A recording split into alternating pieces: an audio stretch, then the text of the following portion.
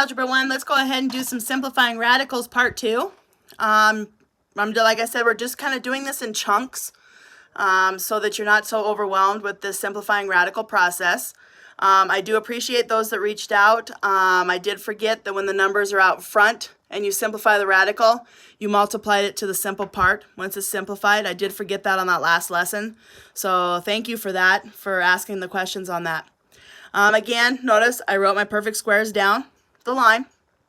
So we're going to go ahead and we're going to multiply these, and then we're going to simplify them. So radical to radical, real to real. Keep that in mind.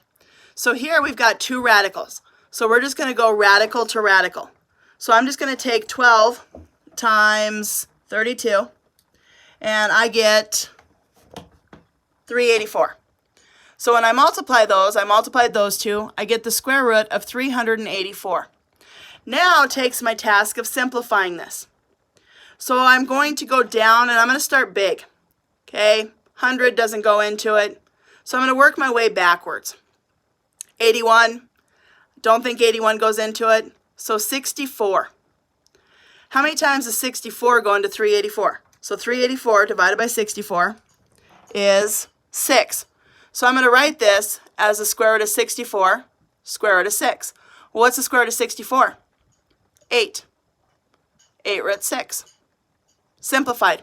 And notice I know it's simplified because I cannot break that down with a perfect square any further. So that's as simple as it gets. So now remember what I said on this next one. Real to real, root to root. So I'm going to take my real to real. So what's 7 times 3? 21. 5 times 8, 40. X times x, remember, add your exponents, x squared. Now I'm going to break down my radical, leaving that 21 out front. So this 21 is going to stay out front. Well, what perfect square, and notice I'm doing these little bracket things to simplify this down. What perfect square goes into 40? 4. Goes in 10 times. So I'm going to write this as a square root of 4, square root of 10, x squared, just like I did the other day. I come up here. So then I've got 21 times square root of 4 is 2. And how many x's can I take out? I've got 2 x's inside, x squared. So how many x's can I take out? So remember that imaginary little 2 that sits there. 2 divided by 2 is 1. So I can take out 1 x with no remainder of x inside. Root 10. Okay, now what I was telling a lot of people that asked me, you just multiply your two front numbers. So I'm going to take 21 times 2x. So I'm going to get 42x root 10. Simplified. Let's do this next one. 2 times 3 is 6. Root 10x times root 6x is root 60x squared. Well, what perfect square goes into 60? 4.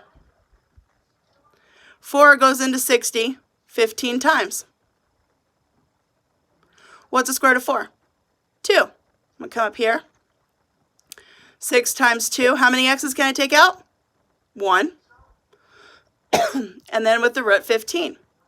So again, multiply those front numbers. So I got 12x root 15.